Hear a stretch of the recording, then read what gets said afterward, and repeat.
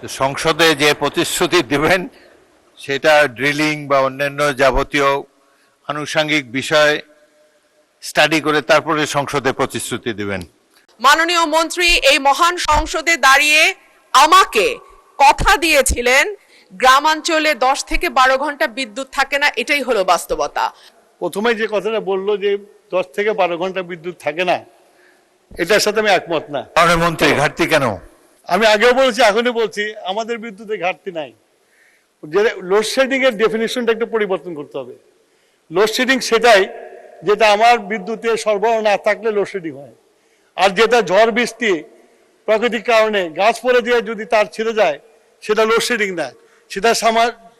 সেটাকে মেরামত করার জন্য যে সময়টুকু দরকার সেই সময়ের মধ্যে আমরা লোডশেডিং দিতে বাধ্য, বিদ্যুৎই যায় না সেখানে, আবার মেরামত হয়ে গেলে বিদ্যুৎ চলে আসে। সুতরাং লোডশেডিং হলো বিদ্যুতের যদি আমার ঘাটতি থাকে, বিদ্যুতের বাংলাদেশে এখন কোনো ঘাটতি নাই। সবাইকে ধন্যবাদ মানুষকে। মাননীয় সদস্য রুমিন ফারহানা, ব্রাহ্মণবাড়িয়া। মাননীয় স্পিকার, আপনাকে অসংখ্য ধন্যবাদ।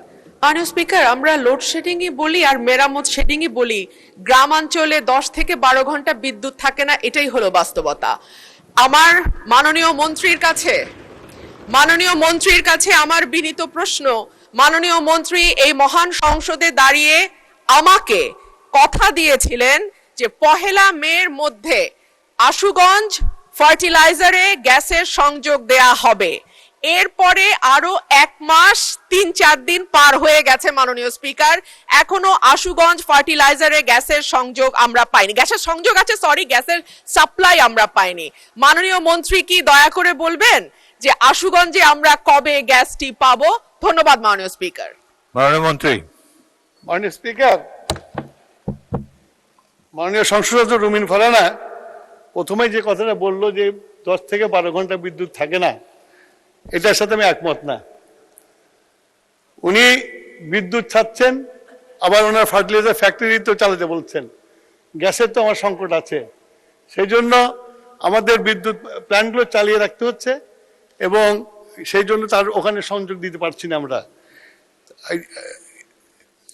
এর বেশি আমরা যখন গ্যাসের অবস্থা উন্নতি হবে তখন আমরা এটা করতে দিতে পারবো।